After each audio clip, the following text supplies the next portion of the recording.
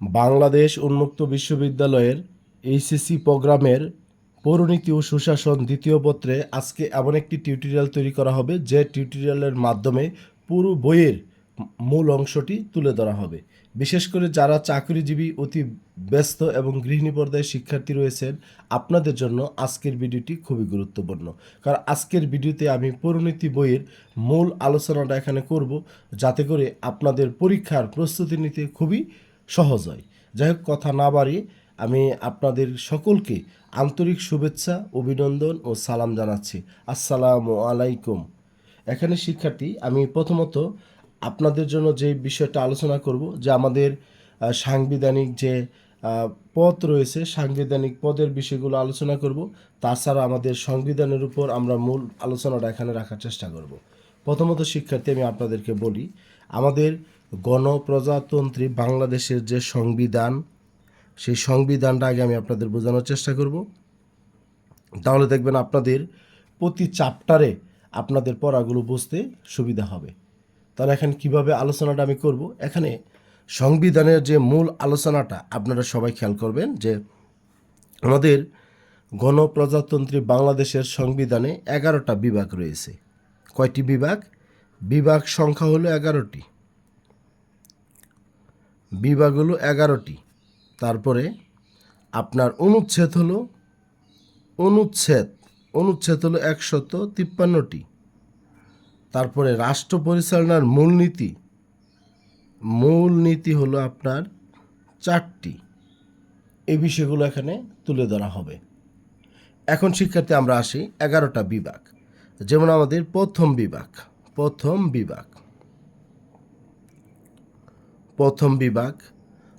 বিভাগ হলো আমাদের প্রজাতন্ত্র। প্রথম বিভাগের মূল আলোচনাটা হলো প্রজাতন্ত্র। প্রথম বিভাগটা হলো সংবিধানের 1 থেকে 7 খ নাম্বার অনুচ্ছেদ পর্যন্ত হলো প্রথম বিভাগ। প্রথম বিভাগের মূল পাঠ হলো প্রজাতন্ত্র। প্রথম বিভাগের মূল পাঠটা কি? প্রজাতন্ত্র। আপনারা একটু খেয়াল করবেন, প্রথম বিভাগের মূল পাঠ হলো প্রজাতন্ত্র। এখন প্রজাতন্ত্রের ভাষা কি হবে, প্রজাতন্ত্রের সকল ক্ষমতার মালিক কি হবে, প্রজাতন্ত্রের রাষ্ট্রধর্ম কি হবে, তারপরে আপনার প্রজাতন্ত্রের রাজধানী কোথায় হবে, এই বিষয়গুলো আমাদের প্রথম ভাগে তুলে ধরা হয়েছে। আমি একটু প্রথম ভাগটা একটু বলবো। যেমন প্রজাতন্ত্রের রাষ্ট্রীয় সীমানা, রাষ্ট্রধর্ম, রাষ্ট্রভাষা, তারপরে জাতীয় সঙ্গীত, জাতীয় পতাকা, জাতীয় প্রতীক, এই বিষয়গুলো তুলে ধরা হয়েছে আপনার প্রথম ভাগে। যাই হোক, আমরা আরও বিস্তর আলোচনায় আসব। তাহলে প্রথম ভাগে প্রজাতন্ত্র 1 থেকে 7 নং অনুচ্ছেদে। এবার আসেন দ্বিতীয় ভাগে বা দ্বিতীয় বিভাগে আপনার 8 থেকে শুরু করে 25 নাম্বার অনুচ্ছেদ পর্যন্ত রাষ্ট্র পরিচালনার মূলনীতিসমূহ। আমরা অনেকে বলি যে স্যার, রাষ্ট্র পরিচালনার মূলনীতি তো 4টি, কিন্তু আপনার এখানে পরীক্ষায় যদি কোশ্চেন আসে যে তাহলে রাষ্ট্র পরিচালনার মূলনীতিসমূহ, রাষ্ট্র পরিচালনার মূলনীতিসমূহ,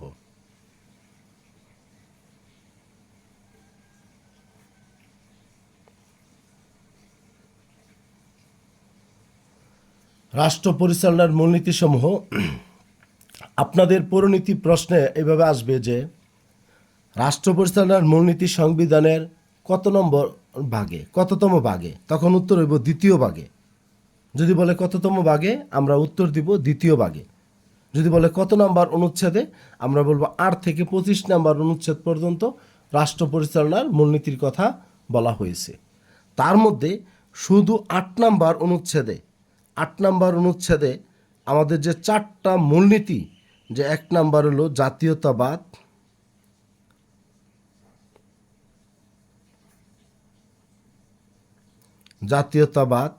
2 নাম্বার সমাজতন্ত্র,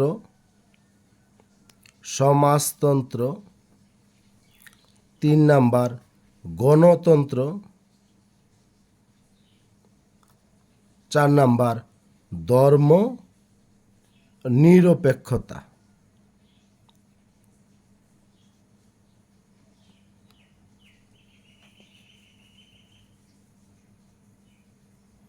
তাহলে এখানে আমি আপনাদের যে বিষয়টা বলছি যে আমাদের সংবিধানের দ্বিতীয় ভাগে রাষ্ট্র পরিচালনার মূলনীতিসমূহ রয়েছে এবং 8 থেকে 25 নম্বর অনুচ্ছেদে আমাদের প্রশ্ন যদি এরকম আসে কত থেকে কত নম্বর অনুচ্ছেদে, আমরা বলবো 8 থেকে 25 নম্বর অনুচ্ছেদে।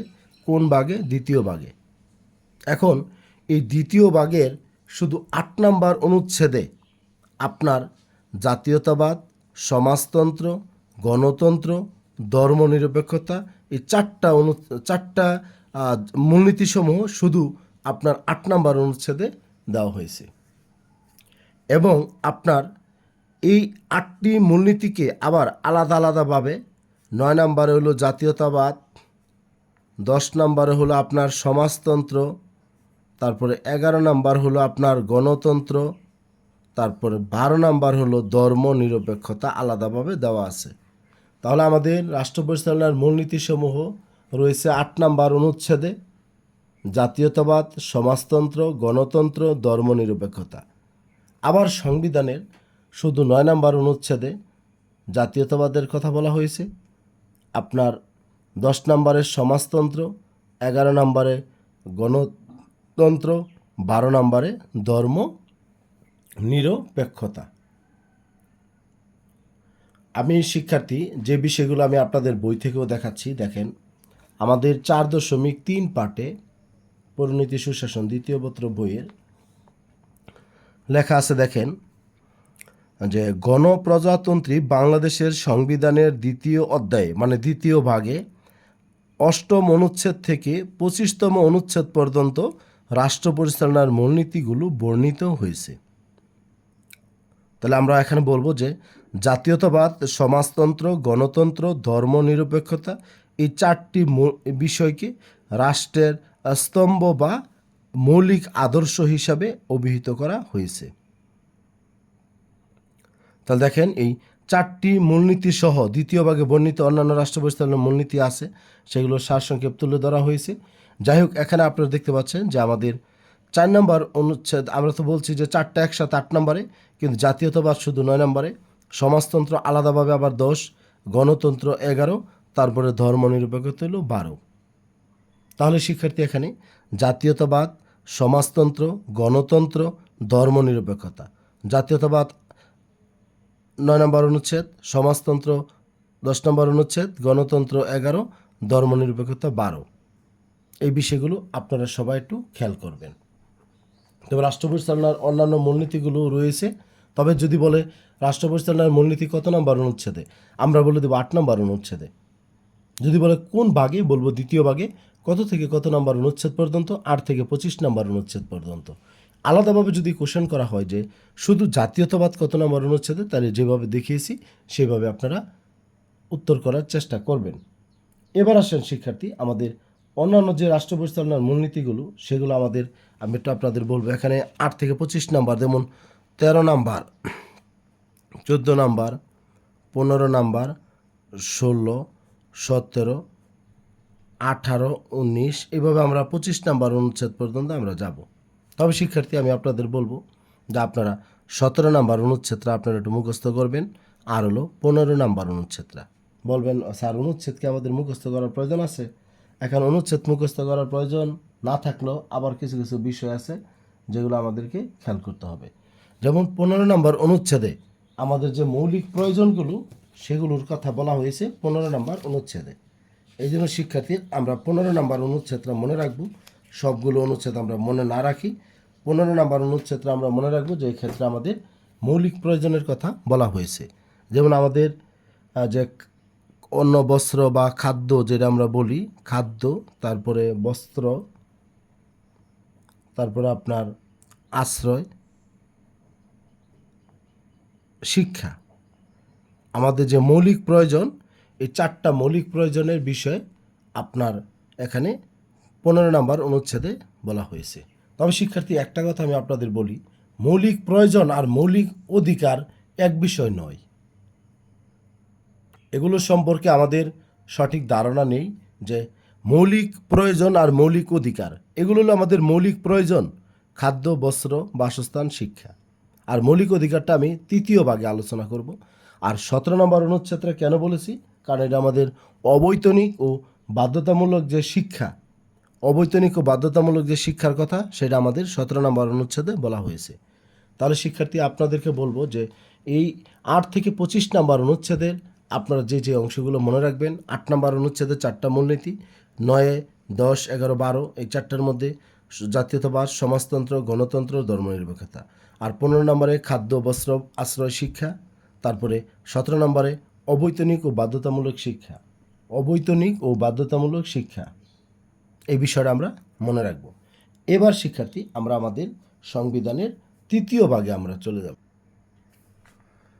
সংবিধানের 3য় ভাগে, 3য় ভাগ হলো আপনার 26 থেকে শুরু করে 47-এর ক নাম্বার অনুচ্ছেদ পর্যন্ত।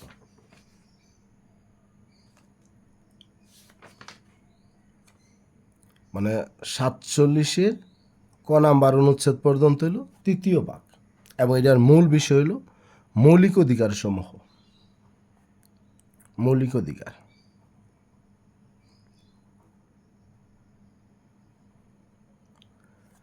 এখানে শিক্ষার্থী আপনাদেরকে যেটা কিছুক্ষণ আগে আমি বলেছি যে মৌলিক প্রয়োজন আর মৌলিক অধিকার এক বিষয় নয়। মৌলিক অধিকার কোনগুলো সেটা আমরা 26 থেকে শুরু করে 47-এর ক পর্যন্ত আমরা যেই ভাগগুলো আমরা দেখতে পাবো, তাহলে সেটা হবে আমাদের মৌলিক অধিকার। যদি আমাদের কোশ্চেন আসে যে মৌলিক অধিকার কত ভাগে, আমরা বলবো 3য় ভাগে। আর যদি বলে যে কত নাম্বার অনুচ্ছেদে, আমরা বলবো 26 থেকে 47-এর ক নাম্বার অনুচ্ছেদ পর্যন্ত মৌলিক অধিকারের কথা বলা হয়েছে। সেই ক্ষেত্রে আমরা মৌলিক অধিকারগুলো যেমন 26 নাম্বার, 27 নাম্বার, 27 থেকে শুরু করে আমাদের মৌলিক অধিকারগুলো আসবে।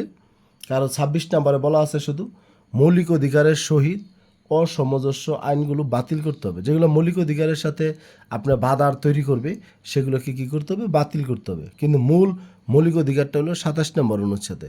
27, 28, 29 এইভাবে শিক্ষার্থী যাই হোক আমরা 47-এর ক নাম্বার অনুচ্ছেদ পর্যন্ত বিষয়টা বলবো।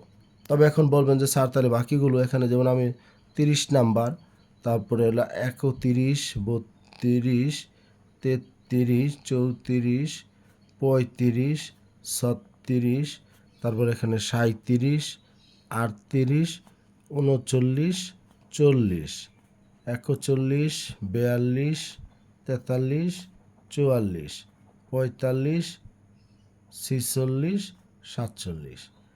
এখন এই যে 22টি অনুচ্ছেদ এখানে আমি বললাম আপনার, কিন্তু এখানে আমাদের 7 নাম্বার অনুচ্ছেদে হলো আমাদের মানে আপনার মূল যে আইনের দৃষ্টিতে সমতা। আইনের দৃষ্টিতে সমতা, আইনের দৃষ্টিতে সকল নাগরিক সমান এবং আইনের সমান আশ্রয় লাভের অধিকারী। আইনের দৃষ্টিতে সকল নাগরিক সমান এবং আইনের সমান আশ্রয় লাভের অধিকারী। এই জন্য আপনারা 27 নম্বর অনুচ্ছেদটা মনে রাখবেন যে আইনের দৃষ্টিতে সকল নাগরিক সমান। আরেকটা বিষয় 28 নম্বর হলো ধর্ম প্রভৃতি কারণে বৈষম্য। বিভিন্ন কারণে বৈষম্য করেন, বৈষম্য 4টা বিষয় এখানে তুলে ধরা হয়েছে। সেগুলো আমি আপনাদের যদি সুযোগ হয় পরে আলোচনা করব। আপনারা মনে রাখবেন 27 নম্বর অধিকার ওইটা বিষয়টা হলো আইনের দৃষ্টিতে সমতা, আইনের দৃষ্টিতে সকল নাগরিক সমান এবং আইনের সমান আশ্রয় লাভের অধিকারী গেল বিষয়টা। আর 29 নম্বর অনুচ্ছেদ যেটা, এটা হলো সরকারি চাকুরিতে নিয়োগের মানে সরকারি চাকুরিতে নিয়োগ লাভের সুযোগের সমতা। সরকারি নিয়োগ লাভের সুযোগের সমতা। সরকারি চাকরিতে যারা নিয়োগ লাভ করবে তাদের সবাইকে সমান সুযোগ দিতে হবে। আর এর উপর ভিত্তি করেই কিন্তু 2024 সালের এই সংবিধানের 29 নম্বর অনুচ্ছেদ বাস্তবায়নের জন্য শিক্ষার্থীরা আন্দোলন করে। তারপর 30 নম্বর হলো বিদেশি খেতাব প্রভৃতি গ্রহণ নিষিদ্ধ। সেটা আপনারা পরে বুঝতে পারবেন যে রাষ্ট্রপতির পূর্বানুমোদন ব্যতীত বাংলাদেশের কোনো নাগরিক বিদেশি কোনো রাষ্ট্রের নিকট থেকে কোনো প্রকার খেতাব, তারপরে কোনো প্রকার পদবি বা টাইটেল বা কোনো ধরনের পুরস্কার এগুলো গ্রহণ করতে পারবে না। 32 নম্বর বিষয়টা হলো আপনার এখানে আমরা যে বিষয়টা বলবো যে আইনের আশ্রয় লাভের অধিকারী। এটা আমার প্রয়োজন নয়, আমি আপনাদের এখানে মূল কয়েকটা বিষয় এখানে দেখাবো, সবাই একটু খেয়াল করবেন।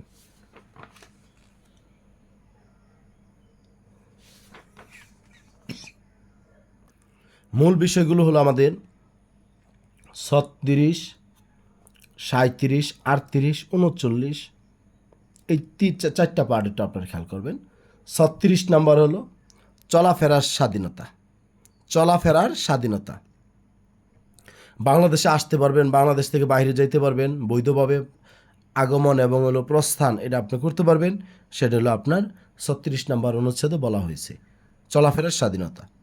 37 নম্বরে হলো আপনার সভা সমাবেশের স্বাধীনতা। 38 নম্বরে সংগঠনের স্বাধীনতা। 39 নম্বরে হলো আপনার চিন্তা বিবেকের স্বাধীনতা এবং বাক স্বাধীনতা। আর 40 নম্বরে পেশা বা বৃত্তির স্বাধীনতা। যাই হোক, এখানে আমরা যেগুলো বলছি, চলাফেরার স্বাধীনতা, তারপরে আপনার সমাবেশের স্বাধীনতা, সংগঠনের অধিকার, তারপর চিন্তা ও বিবেকের স্বাধীনতা এবং বাক স্বাধীনতা, আর হলো পেশা বা বৃত্তির স্বাধীনতা। আমি জাস্ট 36 থেকে এই অংশটা আপনি মনে রাখার জন্য এটা মনে রাখবেন। চলাফেরার স্বাধীনতা, সমাবেশের স্বাধীনতা, সংগঠনের স্বাধীনতা। তবে এখানে একটা বিষয় থাকে, সেটা হলো আইনের দ্বারা আরোপিত যুক্তিসঙ্গত বাধা নিষেধ সাপেক্ষে, যাকে সেগুলো আপনি পরে বুঝবেন। তাহলে আমাদের এখানে যে বিষয়টা আমরা বলতে চাচ্ছি, যে আমাদের সংবিধানের 3য় ভাগে 26 থেকে 47-এর ক নাম্বার অনুচ্ছেদ পর্যন্ত মৌলিক অধিকারের কথা বলা হয়েছে। সেই ক্ষেত্রে আমরা এখানে 27 নম্বর অনুচ্ছেদে আমরা যেটা বলছি যে আইনের দৃষ্টিতে সমতা, তারপরে 29-এ বলছি সরকারি নিয়োগ লাভে সুযোগের সমতা, তারপরে 36-এ চলাফেরার স্বাধীনতা, আর 37-এ আপনার সমাবেশের স্বাধীনতা, 38-এ সংগঠনের স্বাধীনতা। 39 নম্বরে এই যে মানুষ সাংবাদিকতা করে, সেটা 39 নম্বর অনুচ্ছেদ অনুযায়ী, 39 নম্বর অনুচ্ছেদ অনুযায়ী সাংবাদিকতা করা যায়। তারপর শিক্ষার্থী এখানে আমার আরেকটা বিষয় হলো, এখানে আমরা 41 নম্বর অনুচ্ছেদে যে কোনো ধর্ম পালন করতে পারবো, 42-এ সম্পত্তির অধিকার, আর 43-এ গৃহ ও যোগাযোগের রক্ষণ। যেমন ধরেন আপনার ঘরে এসে কেউ তল্লাশি করতে পারবে না। এটা করতে গেলে তাকে কর্তৃপক্ষের যথাযথ অনুমতি ছাড়া আরেকজনের রুমে প্রবেশ করে তল্লাশি করা বা কোনো কিছু করা সেটা সম্ভব না। সেটা বলছে গৃহ যোগাযোগের রক্ষণ। এমনকি আমাদের যে ডাক বিভাগের মাধ্যমে যে চিঠিপত্র বিলি করা হয়, সেটা খুলে দেখারও কারো অধিকার নেই। যাক, তাহলে মৌলিক অধিকারগুলো আমরা বুঝতে পেরেছি। যে কিছুক্ষণ আগে একটা কথা বলছি, মৌলিক প্রয়োজন আর মৌলিক অধিকার এক বিষয় নয়। মৌলিক প্রয়োজন ছিল খাদ্য, বস্ত্র, বাসস্থান আর শিক্ষা, এগুলো ছিল আমাদের চিকিৎসা, এগুলো ছিল মৌলিক প্রয়োজন। আর শিক্ষার্থী এখানে হলো মৌলিক অধিকার।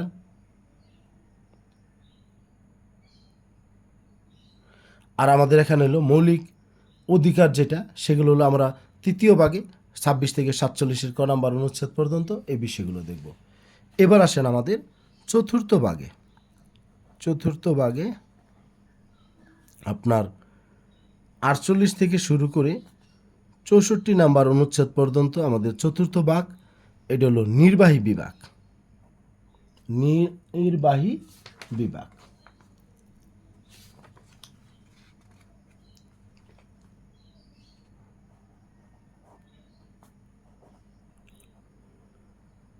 এখন শিক্ষার্থী, নির্বাহী বিভাগে আমাদের এই 48 নাম্বার অনুচ্ছেদ থেকে শুরু করে 64 নাম্বার অনুচ্ছেদ পর্যন্ত আমাদের এখানে যারা শাসন বিভাগের যারা সদস্য, তাদেরকে এখানে আমরা স্থান দিয়েছি।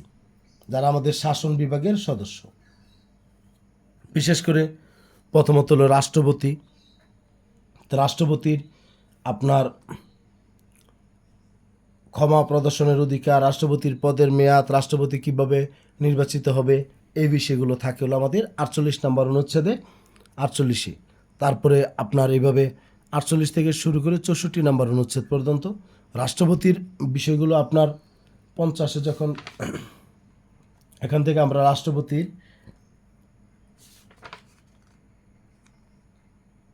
54 নম্বর অনুচ্ছেদ পর্যন্ত আমরা রাষ্ট্রপতির বিষয়গুলো আমরা শেষ করব। তারপরে 55 নাম্বার থেকে শুরু করে আমাদের যে অংশটা শুরু হবে প্রধানমন্ত্রী ও মন্ত্রিসভা। জাস্ট সেটা আমি আপনাদের আলাদাভাবে বলতেছি না, আপনারা মনে রাখবেন যে আমাদের নির্বাহী বিভাগগুলো সেগুলো হলো আমাদের চতুর্থ ভাগে।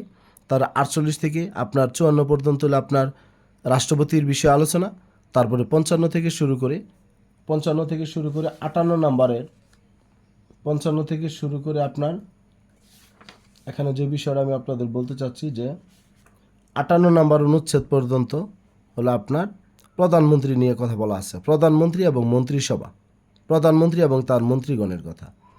আর আপনার 59 আর 60 নাম্বার এই দুইটা অনুচ্ছেদে আপনার যে বিষয়টা বলা হয়েছে সেটা হলো আমাদের 59 এবং 60 নাম্বার অনুচ্ছেদে আমাদের স্থানীয় সরকার যেটা, স্থানীয় সরকার বলতে আমাদের স্থানীয় সরকার যে আপনার উপজেলা, জেলা পরিষদ, উপজেলা পরিষদ, সিটি কর্পোরেশন, তারপর হলো পৌরসভা, ইউনিয়ন পরিষদ, এই বিষয়গুলো বলা হয়েছে আপনার 59 থেকে 60 নম্বর অনুচ্ছেদে, অর্থাৎ চতুর্থ ভাগেই। এখন 61 থেকে 63 নাম্বার অনুচ্ছেদে বলা হয়েছে আমাদের এখানে যে বিষয়টা সেটা হলো আমাদের 61 থেকে 64 নাম্বার অনুচ্ছেদের মধ্যে আমাদের 63 নাম্বার অনুচ্ছেদ পর্যন্ত প্রতিরক্ষা বিভাগ। প্রতিরক্ষা বিভাগ বলতে আমাদের যারা আইন শৃঙ্খলা রক্ষার কাজে যারা নিয়োজিত থাকে সেখানে যারা আমাদের প্রতিরক্ষা বিভাগ থাকবে সেই বিষয় সম্পর্কে এখানে বলা হয়েছে।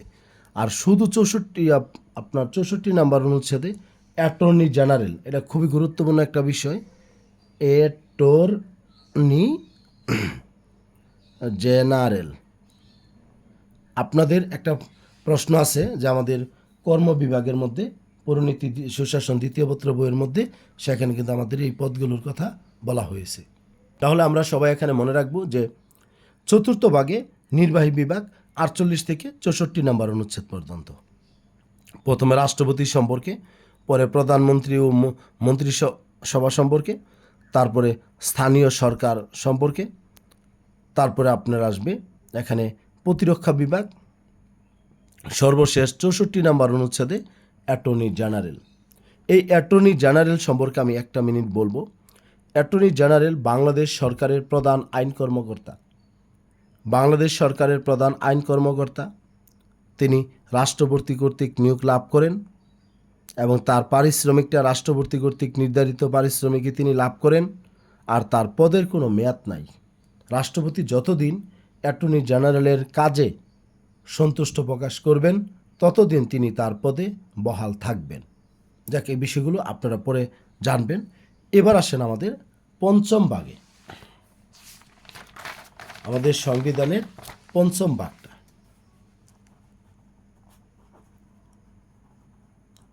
পঞ্চম ভাগ হলো আপনার 65 নাম্বার অনুচ্ছেদ থেকে শুরু করে 65 নাম্বার অনুচ্ছেদ থেকে শুরু করে আমাদের একেবারে যে আপনার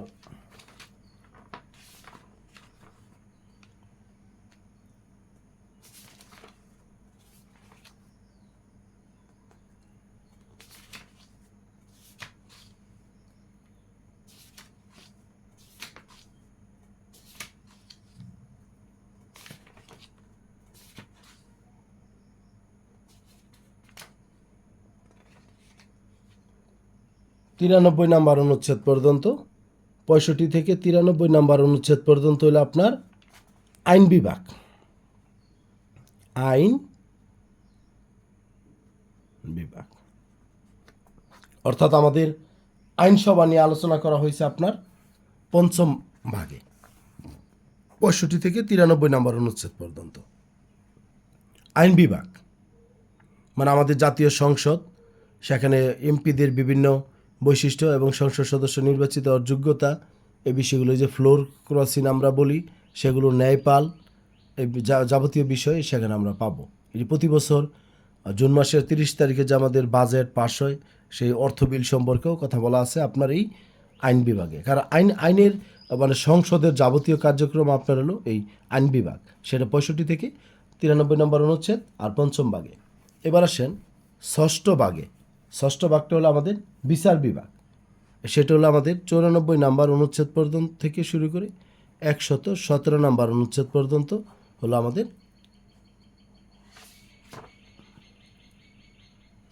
117 নাম্বার অনুচ্ছেদ পর্যন্ত আমাদের বর্ণনা হলো, সেটা হলো আমাদের বিচার বিভাগ। বিচার বিভাগ। তাহলে ষষ্ঠ ভাগের রইল শিক্ষার্থী বিচার বিভাগ। তারপরে সপ্তম ভাগে আপনার 118 নম্বর অনুচ্ছেদ থেকে শুরু করে 126 নম্বর অনুচ্ছেদ পর্যন্ত, সেটা হলো আমাদের নির্বাচন কমিশন। 118 থেকে শুরু করে 126 নম্বর অনুচ্ছেদ পর্যন্ত রয়েছে আমাদের নির্বাচন কমিশন। তবে শিক্ষার্থী, এখানে একটা বিষয় আমি আপনাদেরকে বলতে চাই, নির্বাচন কমিশন। তাহলে আমাদের প্রশ্ন যদি আসে, পঞ্চম ভাগে আইন বিভাগ, মনে রাখবেন পঞ্চম ভাগে আইন বিভাগ, ষষ্ঠ ভাগে বিচার বিভাগ, আর সপ্তম ভাগে হল নির্বাচন কমিশন। এবার আসেন অষ্টম ভাগে মহাহিসাব নিরীক্ষক ও নিয়ন্ত্রক।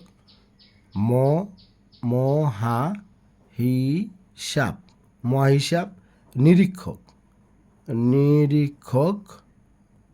ও নিয়ন্ত্রক। মহাহিসাব নিরীক্ষক ও নিয়ন্ত্রক, এটা হলো আমাদের 127 থেকে শুরু করে আপনার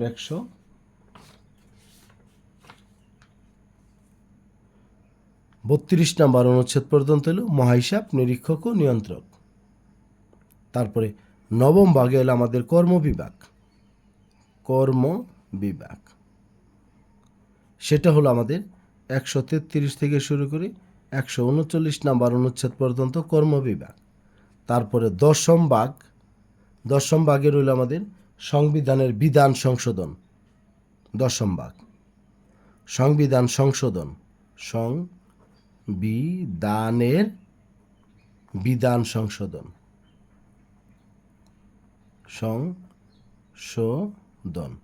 সেটা অনলি 142 নম্বর অনুচ্ছেদে। আমাদের যদি বলা হয় সংবিধান সংশোধন কত নম্বর অনুচ্ছেদে, বলবো 142 নম্বর অনুচ্ছেদ। কততম ভাগে, সেটা বলবো আমরা যে দশম ভাগে। কর্মবিভাগ নবম ভাগে, মহাহিসাব নিরীক্ষক অষ্টম ভাগে। এবার আসেন আমাদের 11তম বিভাগ, যেটা সেটা হলো বিবিধ, অর্থাৎ আপনার 143 থেকে শুরু করে 153 নম্বর অনুচ্ছেদ পর্যন্ত অন্যান্য যে বিষয়গুলো থাকে সেটাকে বলা হয় বিবিধ। তো যাই শিক্ষার্থী, আমি আপনাদেরকে এখানে পুরো সংবিধানের যে ভাগগুলো সেগুলো আপনাদের সামনে আনার চেষ্টা করেছি। এখন আমি আপনাদের বইয়ে এগুলো আমি আপনাদেরকে দেখাবো। আপনারা দেখুন পড়তে যাবেন, যেমন 2 নম্বর চ্যাপ্টারে আমরা রাষ্ট্র পরিচালনার মূলনীতি এগুলো বলেছি। যখন আপনি পড়বেন দেখবেন যে প্রত্যেকটা জায়গায় আপনারা এগুলো উপকৃত হবেন। আরেকটা বিষয় আমি আপনাদেরকে এখানে দেখাবো, যে আপনাদের বইয়ের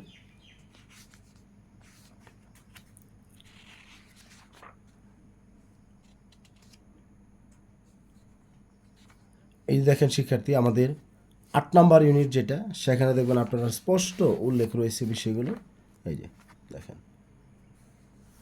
সংবিধানের সপ্তম ভাগে 18 থেকে 126 নম্বর অনুচ্ছেদে রয়েছে নির্বাচন কমিশন। তাহলে পারবেন আপনি সংবিধানের সপ্তম ভাগে 18 থেকে 126। দেখেন এই যে সংবিধানের সপ্তম ভাগে 18 থেকে 126 স্বাধীন নির্বাচন কমিশনের কথা বলা হয়েছে। এই জন্য আপনারা যদি এই বিষয়গুলো ভালো করে বুঝেন, তাহলে দেখবেন আপনারা আপনাদের প্রশ্নগুলোর উত্তর দিতে। এখানে শিক্ষার্থী দেখেন, আপনাদেরকে আমরা সাংবিধানিক প্রতিষ্ঠান, এই যে সাংবিধানিক পদগুলো, যে সরকারি কর্ম কমিশন গঠন ও কার্যাবলী, নির্বাচন কমিশনের গঠন ও কার্যাবলী, অ্যাটর্নি জেনারেলের ক্ষমতা কার্যাবলী, মহাহিসাব নিরীক্ষকের ক্ষমতা কার্যাবলী, এই বিষয়গুলো আমি আপনাদেরকে বোঝানোর চেষ্টা করেছি। তাহলে এখানে বলবেন যে স্যার সাংবিধানিক পদ, সাংবিধানিক প্রতিষ্ঠান, এই বিষয়গুলো আমি আপনাদেরকে একটু বলে দেওয়ার চেষ্টা করব, যাতে আপনারা সবাই আপনাদের কাজগুলো করতে পারেন। প্রথমত শিক্ষার্থী, সাংবিধানিক পদ আগে বলি। বাংলাদেশে আমাদের সাংবিধানিক পদ হলো 9টি।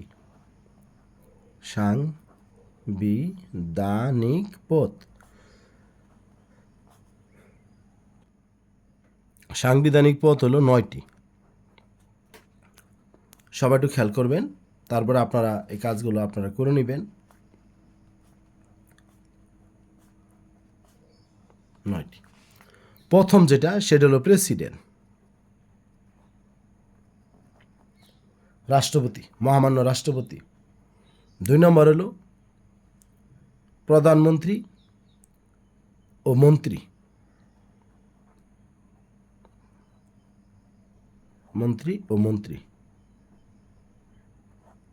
3 নাম্বার স্পিকার,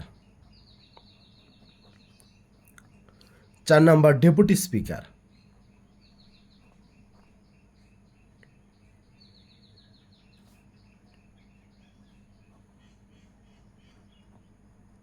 5 নাম্বার হলো আমরা আমাদের যে এমপি মহোদয়গণ, এরা হলো 5 নাম্বার।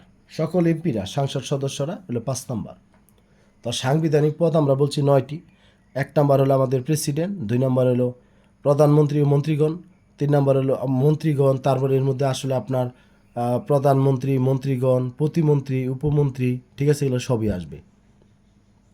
আর speaker, deputy speaker, prime minister. এবার 6 নাম্বার হলো চিফ জাস্টিস।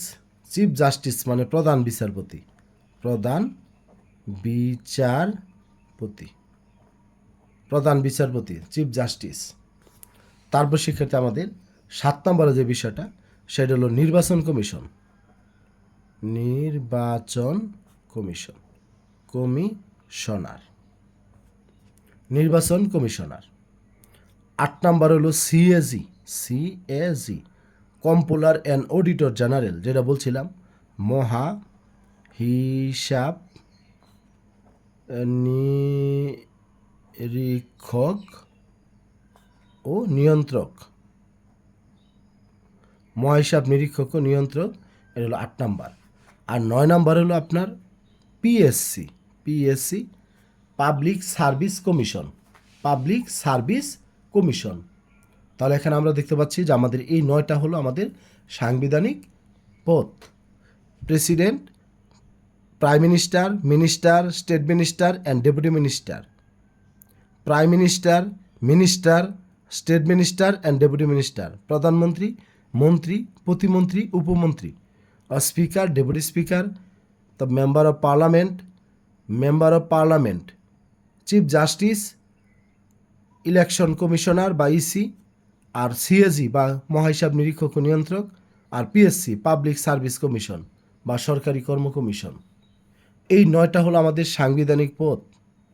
এখন শিক্ষার্থী, সাংবিধানিক পদ হলো আপনার 9টি, কিন্তু সাংবিধানিক প্রতিষ্ঠান হলো আপনার হলো 5টি। কিভাবে সাংবিধানিক প্রতিষ্ঠান 5টি? এই 1 নাম্বার থেকে শুরু করে 5 নাম্বার অর্ডার পর্যন্ত যারা রয়েছে, এরা সবাই হলো আপনার আইনসভার অধীনে, জাতীয় সংসদ বা আইন বিভাগ বা আইনসভা, আইনসভা। এই নাম্বার 1 থেকে শুরু করে 5 পর্যন্ত সবাইকে আমরা আইনসভায় পাই, জাতীয় সংসদে পাই। তাহলে জাতীয় সংসদ একটি সাংবিধানিক প্রতিষ্ঠান। এবার আসেন প্রধান বিচারপতির জন্য তো সুপ্রিম কোর্ট, তারপরে নির্বাচন কমিশনারের জন্য নির্বাচন কমিশন, সিএজির মহাহিসাব নিরীক্ষক ও নিয়ন্ত্রকের কার্যালয়, যারা সারা বাংলাদেশের হিসাব রাখেন, আর সরকারি কমিশন। তাহলে উপরে হলো 1 আর 2, 3, 4, 5, এই 5টা হলো সাংবিধানিক প্রতিষ্ঠান। এখন আসেন সংবিধিবদ্ধ পদ। সংবিধিবদ্ধ পদ হলো 2টা। 1 নম্বর হলো অ্যাটর্নি জেনারেল, আর একটা হলো ন্যায়পাল। অ্যাটর্নি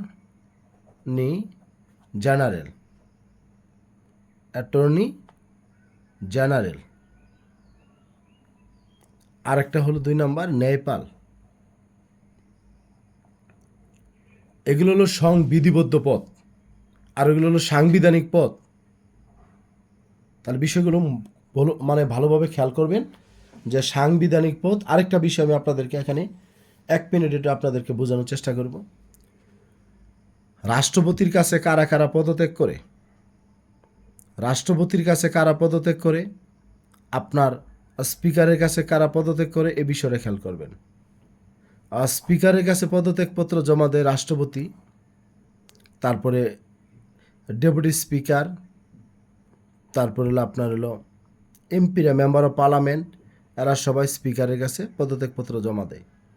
আর রাষ্ট্রপতির কাছে পদত্যাগপত্র জমা দেয় প্রধানমন্ত্রী, তারপর হলো স্পিকার, ডেপুটি স্পিকার, প্রধানমন্ত্রী, মন্ত্রী, প্রতিমন্ত্রী, উপমন্ত্রী, এরা সবাই রাষ্ট্রপতির কাছে পদত্যাগ করে। বা স্পিকার, ডেপুটি স্পিকার, এরা সবাই রাষ্ট্রপতির 1 থেকে 4 পর্যন্ত সবাই রাষ্ট্রপতির কাছে পদত্যাগ করে। কিন্তু স্পিকারের কাছে পদত্যাগ করে কারা? আপনার হলো রাষ্ট্রপতি, deputy speaker, member of parliament. আর রাষ্ট্রপতির কাছে পদত্যাগ করে আর হলো প্রধান বিচারপতি, নির্বাচন কমিশনার, তারপরে সিএজি, পিএসসি, এরা সবাই আপনার রাষ্ট্রপতির কাছে পদত্যাগ করে, কারণ এরা রাষ্ট্রপতি এদেরকে নিয়োগ দেন।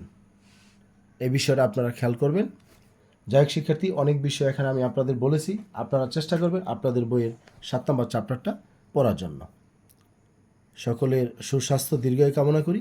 আরেকটা বিষয় আমি আপনাদের বলে যাই, যারা আমার চ্যানেলে যারা নতুন, বাংলাদেশ উন্মুক্ত বিশ্ববিদ্যালয়ের সঠিক তথ্য পেতে চ্যানেলটি সাবস্ক্রাইব করবেন, ফেসবুক পেজটি ফলো দিবেন। আর যদি আপনাদের গুরুত্বপূর্ণ কোনো প্রয়োজন থাকে তাহলে 01609781125 এই হোয়াটসঅ্যাপ নাম্বারে আপনারা যোগাযোগ করবেন। 01609781125 এই হোয়াটসঅ্যাপ নাম্বারে আপনারা আমাকে মেসেজ দেবেন।